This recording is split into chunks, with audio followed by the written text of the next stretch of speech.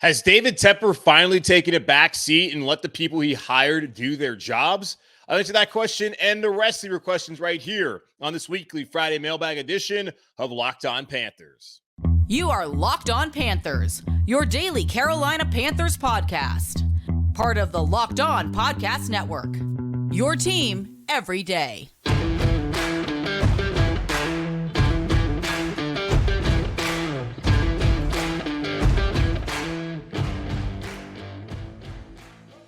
Welcome into another edition of the Locked On Panthers podcast, a part of the Locked On Podcast Network. I'm your host, as always, Julian Council, talking Carolina Panthers with you every Monday, Tuesday, Wednesday, Thursday, and Friday. Your team every day. That is our motto here on the Locked On Podcast Network. Make sure to watch our show and to subscribe to our show over on our Locked On Panthers YouTube channel. You can also check out the podcast free and available wherever you listen to all your favorite podcasts. Just be sure to rate, review, and subscribe so you never miss a single edition of the show. And be sure to follow me, Julian Council, on Twitter at Julian Council, where on Fridays like today, I answer your weekly Friday mailbag questions. Now, if you did not participate this week on the weekly Friday mailbag on Locked On Panthers, you can next week by either adding me or DMing me on Twitter at Julian Council. Today's episode of Locked On Panthers is brought to you by FanDuel Sportsbook, official sportsbook of the NFL. Make every moment more. Visit FanDuel.com/LockedOn today to get started. All right, let's get into it. The weekly Friday mailbag here on Locked On Panthers yet again. And we'll start off with, typically I tell y'all, give me your real name. But I love this man's Twitter name so much that I'm just going to go by his Twitter name, even if he gives me his real name. Muscles Marinara is fired up right now about the staff that Frank Reich is building here in Carolina, saying, I normally don't get excited in the offseason, especially this early, but this coaching staff has got me pretty pumped. Is this normal, or is this PTSD from Matt Rule and his nonsense? Stay saucy, JC. You stay saucy too, my guy. The weekend is here. Yeah, this staff looks awesome, y'all. Frank Reich is here in Carolina now. He's hired Josh McCown to be his quarterback's coach. Got Parks Frazier coming in to be a passing game coordinator. He called plays last year when Jeff Saturday took over as the interim coach in Indianapolis.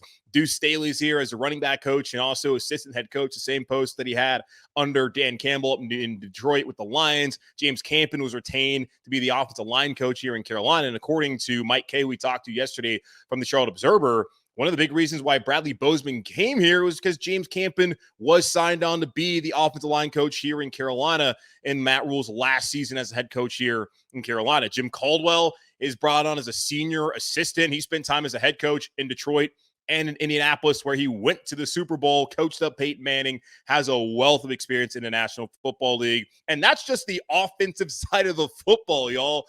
We got Ejiro Evero here now running the defense, one of the most bright, young, not even wide, I'm just throwing out every adjective for a defensive coordinator. The dude is solid, and I'm excited to see what he's going to do with this new scheme here in Carolina in 2023. Yeah, Pete Hansen is going to work with linebackers. Jonathan Cooley is going to work with cornerbacks. Got Burt Watts, who was just announced on Thursday, who's going to work with the secondary, the safeties here in Carolina. Then, hey, y'all, remember Dom Capers, the first ever Panthers head coach, who in year 2 of the franchise took these guys all the way to the championship game before losing to the Green Bay Packers in the frozen tundra of Lambeau Field. Well, yeah, he's back now as a senior defensive consultant.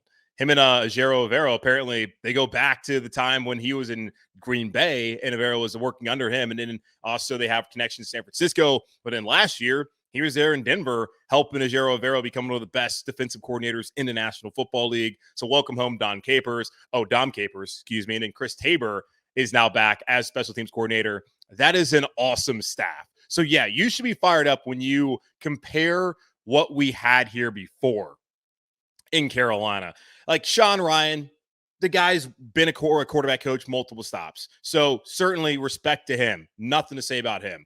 But Joe Brady, that was really the flash hire that Matt Rule had when he took over here in Carolina. Matt Rule later on said that he went outside of his comfort zone to hire Joe Brady. So to be back in his comfort zone, he hired Ben McAdoo, who no one in the league wants calling plays for them in the National Football League. So Brady was a splash hire that everyone was excited about. I certainly question whether he was ready for that role, and I think Joe will have a bright future ahead of him now he's in Buffalo, and he can kind of be in the right position now as a quarterback coach to Josh Allen with the Bills. I just didn't think his time was now. And then I thought Phil Snow did a good job as defensive coordinator. But the rest of those guys that he brought here were mainly dudes from his staff back from Temple and Baylor, and we saw the lack of NFL experience and how this team regularly, the coaching staff, got out coached week in and week out. So when you look at Frank Reich, who's won a Super Bowl as an offensive coordinator, who had a winning record in Indianapolis and all that, in spite of the fact that he had 5 different starting quarterbacks each of the years in week 1 there in Indianapolis. And then you look at Josh McCown and the experience that he's had playing in the league for so long, and you have Super Bowl winners on this roster, people who have been in the Super Bowl. Yeah, you got to be pretty excited about this coaching staff you got here in Carolina. So, yeah, it might only be February 17th. I'm not blaming you at all if you're fired up with the staff, because I certainly am. Let's go over to Dominique, who has another question pertaining to the staff that's being built here in Carolina, saying, with the staff being put together right now by Frank Reich, do you think David Tepper is taking a backseat and letting him build, and will that hold to the draft, i.e. letting Scott Fitterer build from the draft as well? Or do you think this is Tepper making the overall calls on the coaches and being brought in? I don't think so at all. I do think it's a credit to the Panthers organization and to Tepper that Ejiro Evero was deciding to come here to Carolina, even though he was passed over for Frank Reich. And the same thing with Jim Caldwell, who reportedly has so much respect for Frank Reich that he was willing to take one of these a senior assistant roles at other teams that tried to hire him for the last couple of years, but he decided I'm good because he wanted to be a head coach, but he loves Frank Reich so much that he's like, all right, I'll do that. So I do think that you have to give Tepper credit that those guys were willing to come on to this staff and that they weren't turned off by him not wanting to give him the job when they went through the hiring process last month in January. You also have to give him credit with the money that he's willing to spend. He's told us at the introductory press conference for Frank Reich that he will spend whatever it takes to put together a world-class staff. And the staff that Frank Reich told him that he was going to bring here, Tepper's like, all right, cool, I'll fund that. Get it done. I'll do my part. You do your part. So I believe David Tepper has played a big role in the Panthers being able to bring these coaches here. And also Frank Reich, being the man that he is and the coach that he is, also has been able to convince these coaches to come here to Carolina. And in the hires that he's made, like Ejiro Evero, brings Dom Capers, it brings Pete Hansen, it brings Jonathan Cooley, it brings Burt Watts, all 3 of those guys who have experience working either underneath him or alongside Evero back in his previous stops in Los Angeles with the Rams and then last year with the Denver Broncos. So a ton of credit goes out there to David Tepper, who recognized too that James Camp and Chris Tabor, those are good coaches. They need to stay. And that was throughout the hiring process, telling these coaches that I want these guys retained, but also giving Frank Reich the autonomy and the finances to go out there and build the best staff possible here in the NFL for the Carolina Panthers. So I'm excited about it. Absolutely what they've been able to do. Now, don't get it twisted. David Tepper might own the team, but he's always going to be an active participant in what's going on. There just needs to be a balance. Like, all I need David Tepper to do is write the checks, have a vision as well, and be in alignment with Scott Fitterer, the general manager, Frank Reich, the head coach, and everyone within that organization in the front office and beyond, that they're all on the same page. But he will have a say in certain things. Like when they decide that they want to bring back certain players this offseason, like a Bradley Bozeman, David Tepper is going to be like, okay, is that something that we really need to do? They're going to have to clear it with him every kind of big move here in this organization, especially at quarterback after we saw what's gone on the last 2 off seasons with Sam Darnold and Baker Mayfield. Tepper's going to be involved, but I do think he's doing a better job of letting the people that he hired do their jobs and do them well. All right, over to Stone now, who asked me, what position do you think we need to fill in free agency before the draft? I see a lot of mock drafts with us covering different positions, but what do you think needs to be filled before the draft? Great question.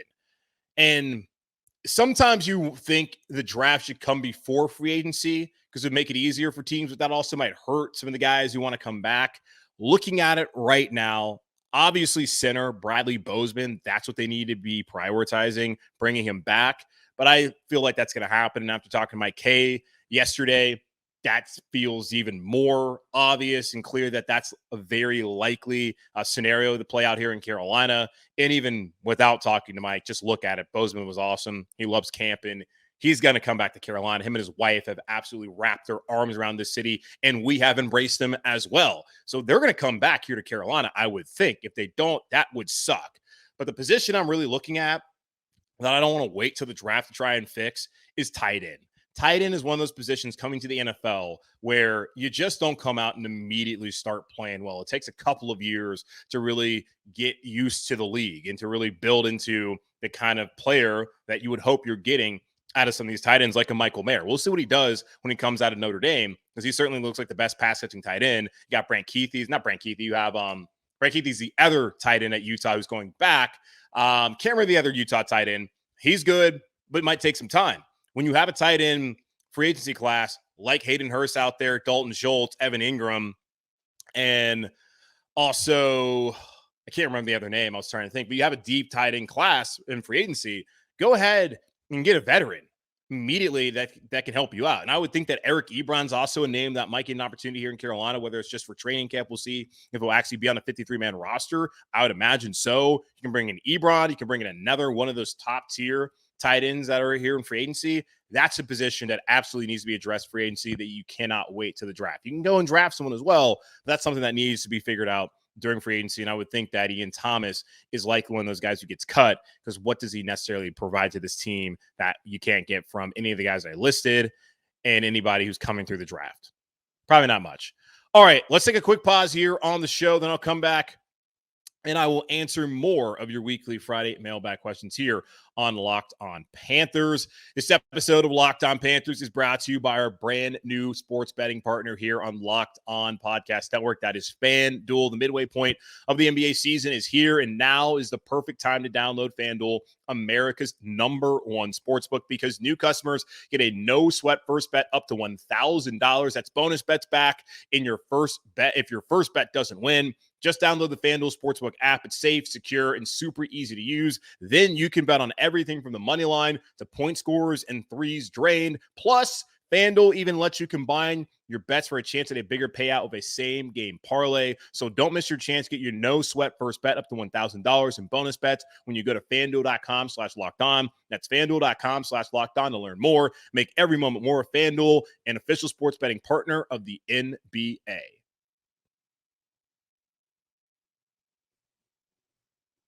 All right, let's get back into it. The weekly Friday mailbag right here on Locked On Panthers. And we're now headed over to Brandon, who, wow, okay, love the way he starts this. He says, forgive me if this seems stupid. He says that Carolina signs Derek Carr and doesn't take a quarterback this year in the first round. Then the Panthers send the house, which he believes will be 3 first rounds plus, to get the first pick next year, and then draft the Heisman Trophy winner out of USC, Caleb Williams, and almost play Carr in a Alex Smith kind of role, similar to what the Chiefs did a couple years ago with Patrick Mahomes and Alex Smith, and let Caleb Williams learn and sit behind Derek Carr, presumably for a year or whenever the Panthers can get out of a deal with Derek Carr. Now, I don't think it sounds stupid. I just don't really understand why you would even spend the amount of money that you would have to spend on Derek Carr and then spend 3 first-round picks the following year to then get up to #1. Because I have no idea where the Panthers are going to land. If they have Derek Carr, I think they're a playoff team, so they're going to be drafting in the 20s, and they would need to give up significant draft capital to be able to get up to #1 overall. It also depends on who that team is. Because if the Falcons are the worst team in the NFL, or the Bucs are, do you think they're trading with Carolina to allow the Panthers to get Caleb Williams? Probably not. So I don't think that's the smartest thing to do, especially when you already sit there with the 9th pick this year. You can give up a future first rounder, maybe a little bit more, like maybe a second also this year, maybe next year, and probably get in position there at 3 or at 5 where Seattle sits and get your guy, or you could just sit there at 9. Now, if you love Caleb Williams, don't think any of these guys who are in this draft are better than him, or even Drake May of North Carolina, then I totally understand where you're coming from. That's just way too rich of a price to pay for the first round picks. And then also what it's going to take to bring in Derek Carr. That's just going to be such a headache. You can bring somebody back like Sam Darnold or Jacoby Brissett in and have them be the bridge and probably still get close to the playoffs, if not in them, and then be in position next year to move up again if you want to do that. And that would be a lot easier to do than having to get out of Derek Carr's deal and then wait another year, 2 years with Derek Carr. I don't really see how that solves anything here in Carolina. So it's not stupid. It's just something that I personally am not a fan of. So I appreciate the thought there, Brandon. Over to Kendrick now, who says, considering the offensive coaching talent that we have accumulated, would you feel comfortable with the Panthers remaining at 9 and picking one of the high ceiling, low floor guys at quarterback? Now, I feel like you say high ceiling, low floor. That, well, I don't know who that would be, because I think you would say, wait, high ceiling, low floor. Well, that would mean that they're going to be pretty steady and they could be really good. Like, that's what I think everyone's looking for. I don't know. Either way, talking yesterday to Mike K, he doesn't think that Anthony Richardson will be there at 9. I don't know who would be there at 9 for Carolina. Yeah, they could probably stay put and get their quarterback, I think, but it also depends on who they actually like. If there's a couple of them, like Richardson, like Levis, like Stroud, that they like, then they can maybe move up and one of them follows them, they're good there, or they can stay at 9 and get whatever one is there. It's similar to last year where the Panthers sat there at 6, and they looked at all the tackles that are available on the board, and they went the one that they wanted the most, and Icky. So that's possible that they could sit there at 9 and get any of the top guys, and if they love all of them, they're like, hey, we're cool with any one of them that we get. We don't need to move up. We'll just take them at 9. Or we can do what Mike said yesterday, where they move up and ensure that they're going to get one of them, and they take whichever one is there. So, yeah, the high ceiling, low floor thing. So, high ceiling, like they have the highest of heights, low floor. Oh, I get it now. So, you're probably talking about Richardson then, because, yeah, low floor would be like they're bad. Like it's boom or bust. Well, I could just say boom or bust next time, because I'm out here out thinking myself. Okay, yeah, I understand what you're saying now. Yeah, I think you're probably talking about Anthony Richardson. I think people think that Bryce Young is probably going to be fine, but his frame and his height are question mark. And then Levis has the frame. Is he that guy? I don't know. I think CJ Stroud feels like maybe the safest of the picks. So we'll see what happens. But I don't know. They can stay at 9, probably get a quarterback. But I think what they're going to do is move up to maybe 3 or 5 and get their guy that way instead. Over to Owen, who asked me, who in my eyes is the best quarterback in this draft for the Panthers? Something's got to give. I don't know how we as fans can take another bridge quarterback year. Well, if you get your quarterback and they need to sit for a year, it's not fine, because they haven't had bridges. The only time they had a bridge quarterback was Teddy Bridgewater, and they blew up that bridge after a year. And then when they had the opportunity sitting there at 9th overall to take a quarterback, they didn't do it, or was 8th overall, whatever it was in 2021, 8th overall. They didn't take a quarterback. They could have taken Justin Fields. They could have taken Mac Jones. And they let it be known weeks before that they were going to be sticking with Sam Darnold and hoping that Sam Darnold could be able to fix his career here in Carolina. As we know, that did not happen. And that has led to Matt Rule no longer being here, among other things in Carolina that happened during his tenure. So they draft a quarterback, and then they stick with Darnold, or they stick with go with Dalton or Jacoby Brissett for a year, and you have your rookie there to take over in 24. Is it that big of a deal? Especially when the roster is at a point where I think a couple more additions this offseason, they can be a playoff team? I don't think so. So we'll see. I think they're going to draft a quarterback. That just because they draft somebody in the first round does not mean they're going to start all season long. And they might not start at all, depending on whether they're ready or not. Because there's no point in throwing them out there if that guy's not going to help your team. You're going to be having to win in spite of him, which with the rookie quarterback, that is just kind of the reality that you're going to have to live with the growing pains. And some teams can live with it.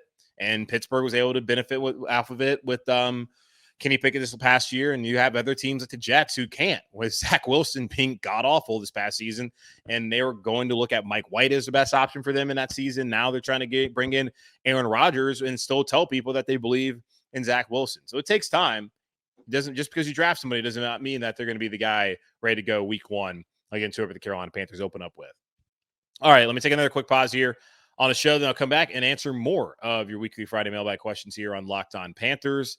This episode of Locked On Panthers is brought to you by Ultimate Football GM. You've heard me talk about this mobile game app, and I can't tell you how much fun I had competing against my fellow Locked On NFL hosts this past season. Well, now it's your turn to compete, but more on that later. You ever dreamed of becoming an NFL general manager and managing your own football franchise? Well, your dream can come true, and this game is definitely for you. You'll manage every strategic aspect of your team, play through seasons and lead your team to glory, trying to build a dynasty. With Ultimate Football GM, you're responsible for controlling the destiny of your franchise by hiring the right coaches and coordinators, trading players, navigating your franchise through free agency and the draft, and all the ups and downs of the season. All of this in a challenging and realistic game world. Ultimate Football GM is completely free and playable offline. Play on the go as you want and when you want to. And now we have created a Locked On League for you to compete against all the Locked On fans across the world and show that you can be the Ultimate Football GM. Just make sure to choose the Locked On League in the app to join. Locked On Panthers listeners can get 100% free boost to their franchise when they use the promo code Locked On. That's in all caps in the game store. That's Locked On, once again, in all caps. So make sure to check it out today. To download the game, just visit ultimate-gm.com or look it up in the app stores. It's ultimate-gm.com. Ultimate Football GM. Start your dynasty today. All right, let's close out this weekly Friday mailbag edition of Locked On Panthers with, let's see, Jerry L. I hope I got your name right, bro. If I didn't, I apologize. He says he wanted to ask what my thoughts are on Eric Bieniemy coming to Carolina to be in OC. Lastly, he says, my man, stop with the NC State low blows. Hold on. When did I say anything about NC State? Oh, was it the other day when I was talking about the Super Bowl and how people got what they wanted because they got a good game, and then they also got to complain about the refs after, and that's what State fans always do, is complain about the refs. I saw the other night, by the way, when they lost to Syracuse, that Kevin Keats was complaining about officiating. So welcome back, State. You guys are ranked, and you get to complain about the refs. Both of the things that you love the most. Winning basketball and getting to complain when you lose. So there we go. So my fault. Damn. I was supposed to stop at the State low blows. Hey, you guys got the Tar Heels on Sunday, and you can probably end their season with a win. So good luck. But to answer your question, Eric Bieniemy, yeah, this is a thing right now where did he even get a coaching interview anywhere as a head coach this past cycle? I know he didn't do it. I didn't know he didn't get one here. I don't feel like he got one in Houston. I don't think he got one anywhere. And he's at the point where he's now having to go prove himself. Now, Andy Reid said last week that he hopes that Eric can go somewhere else and he can go run the show. I would also say, like, hey, Andy, like, you called a great game in the Super Bowl, but if you want Eric Bieniemy to be able to run the show, why don't you let him run the show there in Kansas City? Now, of course, that's not going to happen, but that's just a thought. Now, it's interesting because a lot of people say, well, Bieniemy doesn't call the plays. Doug Peterson didn't call the plays, and he got a head coaching job in Philadelphia, won a Super Bowl. Now he's down there in Jacksonville, won the division first year. Matt Nagy didn't call the plays. He went to Chicago, went to the playoffs twice, scapegoated Mitch Trubisky, and still was a terrible coach, got fired. Now he's back in Kansas City, and he would likely be the OC once again if Bieniemy takes another job. I did see that Bieniemy interviewed on Thursday with the Washington Commanders and Ron Rivera. I don't see how that's going to help propel him to another job. Now, Sam Howell appears to be who they're going to start at quarterback as long as he does all the right things, and OTA is mandatory minicamp in this offseason to prove that, yes, I'm the guy you should go into week one with and the rest of the season with, and Ron Rivera is basically hinging his career as a head coach on Sam Howell delivering in 2023. So best of luck. I love Sam Howell, and I hope it works out for him. I have no idea if it's going to work out, and I certainly would not be hinging my future on Sam Howell if I were Ron Rivera, but that's what he's going to try and do. So we'll see what happens. Sam was a good player in college. I was surprised when he fell down to 5, at least, fifth round. We'll see what works out there. So Bieniemy would then be working with Sam Howell, and then they got Terry McLaurin. I don't really know the offensive line situation there in Washington. So that's, if he does well there, then yeah, he would maybe prove himself as a head coach, but maybe he's not doing well in interviews. I don't know why he hasn't gotten a job. If you have to believe that if someone else is in that position, like you've already seen before, and they were sitting there having as much success as Bieniemy's had as the OC under Andy Reid and with Patrick Mahomes, that they would get another opportunity somewhere else as a head coach. That just has not happened. Now here in Carolina, haven't seen them have the appetite to want to bring him on. He did interview for the job a couple years ago, was passed over for Matt Rule, which we saw was a mistake. Would he be willing to do that? Who knows? Jim Bob Cooter, someone who was it? The Colts, Shane Steichen, who will be calling the plays, by the way. He requested to interview him up in Indianapolis for the OC job. Jim Bob Cooter might not get to call the plays here either if he comes here, but he may. We'll see how that works out. He seems like the guy who I would think would be it, and we have not heard anything about Brian Johnson and whether he's going to be elevated to OC there in Philadelphia. We have also heard nothing about Kevin Patullo at this point in time. But I do not think that Eric Bieniemy will be coming to Carolina. And I would be totally cool with it. If he came, that'd be great. Would love to see it. But also, will he get the chance to call plays? If he's not getting the chance to call plays, then I don't think he's going to be interested in coming here, which is probably why he's looking at Washington. Let's see. Percy, who sent me a photo of Sam Darnold and Josh McCown, asking me, does this identify our veteran presence in the locker room? It certainly could. The locker room, by all accounts, already loves Sam Darnold, and Sam acquitted himself quite well in the final 6 games of the season. And it was the final 2 games where I guess, things weren't great. Now, I thought he was fine overall against Tampa Bay. There was 3 turnovers that were attributed to him. The last fumble, not really his fault. The first one was on Bozeman, but you got to fall on the football, which he didn't do. And then the interception was a bad throw. So we'll give him 1.5 turnovers that day. But still, that's kind of the thing that's plagued him throughout his career, and why the Jets gave up on him, and why Carolina is not going to bring him back as their franchise quarterback and the guy that they believe in long-term as the actual answer. But I would be cool with it. Spend time in New York with Josh McCown. Has already been here in Carolina. Obviously, going to be a new offense. And according to Mike Kay, he fits what Frank Reich's going to want to do here in Carolina. So, yeah, bring him on. Makes sense to me. And I said earlier in the season that of all the guys that were here, PJ, Baker, Sam was most likely to come back, and it made the most sense to bring him back just because of his experience, having been in the top 3 of the draft, which could be who the guys Panther drafts this upcoming spring and in the draft. Well, that could be the same kind of scenario, and Sam can sit there and identify with that. Now, a far less hostile market than the one that Sam Darnold had to enter in New York a couple of years ago. I do think he would be a good mentor, veteran presence in this locker room who could be the bridge, kind of stopgap until that rookie is ready to go, either this year or in 2024. Brandon's asking about the Hall of Honor or Ring of Honor. Still don't know which one it is. I keep telling you I'm going to figure it out, but I'm never going to do that. He says that Julius Peppers is eligible for the Hall of Fame. Do you think he should be put in the Ring of Honor this year? Also asked me if Steve Smith should be in, and also asked who are some of the other people that should go into the Ring of Honor or Hall of Honor, whatever it's called. He brings up Muhsin Muhammad, Ryan Khalil. Almost said Matt Khalil for a second, which definitely should not go in there. You should go in the Turnstile Hall of Fame, but not the Panthers Hall of Honor. Ryan Khalil, yes. Then he says at some point, Cam, Greg Olsen, Luke Kuechly, Thomas Davis, and Jonathan Stewart. Yes. All of those. Did they do any inductions last year? I don't remember if they did. I know they did a couple years ago. I mean, Steve Smith's already in. I think you're probably asking me if Steve Smith should be in the Hall of Fame. I think he'll get in the Hall of Fame eventually. He's already in the Hall of Honor, though. He went in the same time as Jordan Gross did. I want to say Wesley Walls went in that afternoon as well, and then Jake Delhomme. I think that was a 4-man class. That was probably during the 2019 season, I want to say. And I don't think they've done any since then. So naturally, Luke Kuechly is probably one that would go in maybe next season. Thomas Davis. Greg's kind of busy on Sundays, so I don't know when he's going to be able to go be here personally for that. Jonathan Stewart's available to do it. Moose is obviously available. Ryan Khalil, he's doing like Hollywood stuff now, isn't he? All those guys deserve to go in. Peppers, to me, Hall of Fame.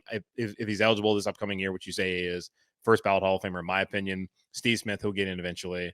So, yeah, there we go. Now over to Alan, who has comments on the Super Bowl turf.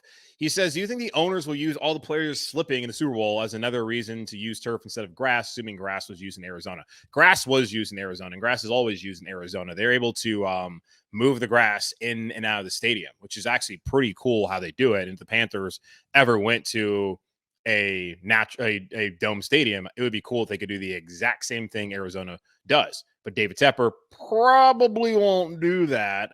The NFL apparently spent 2 years growing that grass and maintaining that grass for the Super Bowl, and those players are slipping left and right.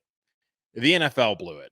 I don't think the owners are looking at it being like, well, see, grass is terrible. It's just the league, once again, just making another unforced error with how poor the field conditions were on Sunday afternoon or evening, whenever you watch the game. I guess it was afternoon out there, evening here. Doesn't matter. I don't know. David Tepper, he's trying to save money. That seems to be his primary focus when it comes to the field turf and not having grass and all the concerts you want to put out there. So the best thing to do for him financially is have field turf. Is it the best thing for the team? You decide. You ask them. They've already said that they don't like it. All right, last one comes from Brody, who says, would you trade our second rounder for Justin Fields? Hashtag only because we love you. Brody, you guys don't love me because you would not ask me questions about the Panthers trading a second rounder for Justin Fields and thinking that the Chicago Bears would actually accept that. All right, that's going to wrap up this edition of the Locked On Panthers podcast, part of the Locked On Podcast Network, hosted by yours truly, Julian Council. Make sure to watch the show, subscribe to the show over on our Locked On Panthers YouTube channel, and check us out wherever you listen to your favorite podcast. We're free and available everywhere you get your podcast. Just be sure to rate, review, and subscribe to the show. And follow me on Twitter at Julian Council, where next week I'll answer your questions here on the Weekly Friday Mailbag. Either at me or DM me if you'd like to participate and have your question potentially read on the show. In the meantime, be safe, be happy, be whole. As always, keep pounding, and I'll talk to y'all on Monday.